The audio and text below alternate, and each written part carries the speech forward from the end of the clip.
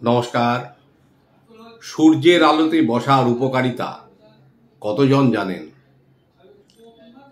সাধারণভাবে মেডিকেলি দেখতে গেলে সূর্যের আলোতে বসলে পর্যাপ্ত পরিমাণে ভিটামিন D3 শরীরে তৈরি হয়, যেটা কিন্তু আর্টিফিশিয়ালি ইনটেক করলে সেই জিনিস আপনাকে যতদিনে পূরণ হবে তার থেকে অনেক কম সময়ে সূর্যের আলোতে বসলে সেটা ফুলফিল হয়।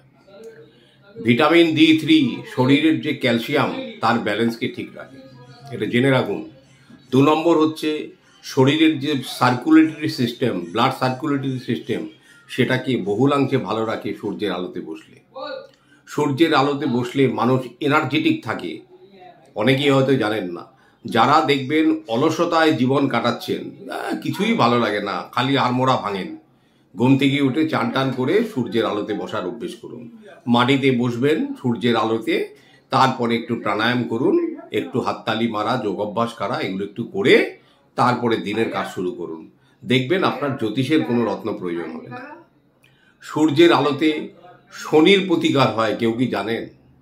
শনি গ্রহের যত রকম কুপ্রভাব সমস্ত কিছু দূরে চলে যায় সূর্যের আলোতে বসলে। এ তো কেউ কোনোদিন বলেনি। সূর্য শনি তো বিপরীত ধর্মী। শনি হচ্ছে শীতল প্ল্যানেট, সূর্য হচ্ছে ফায়ারি প্ল্যানেট।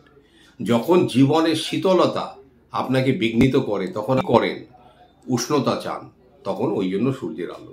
তারপরে দেখুন, যারা মনে করুন শারীরিক কষ্টে ভোগ করছেন এবং শনির কারণে, তখন মঙ্গলের ক্রিয়া করতে হয়, এক্সারসাইজ।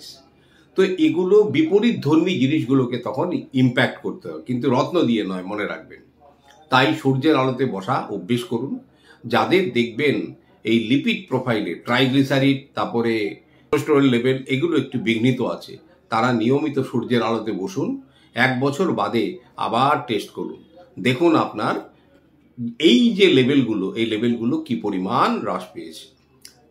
এই সময় কিন্তু যে ওষুধ খাচ্ছিলেন সেটাকে হঠাৎ করে বন্ধ করবেন না। যখন আপনার এইগুলোর পরিমাণ কমে আসবে, ডাক্তারের পরামর্শ নিয়ে রিসেটিং করবেন মেডিসিন।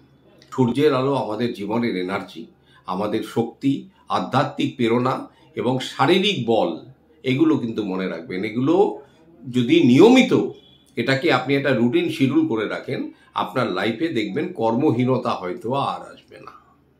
নমস্কার, সবাই ভালো থাকুন। ওম নমঃ শিবায়।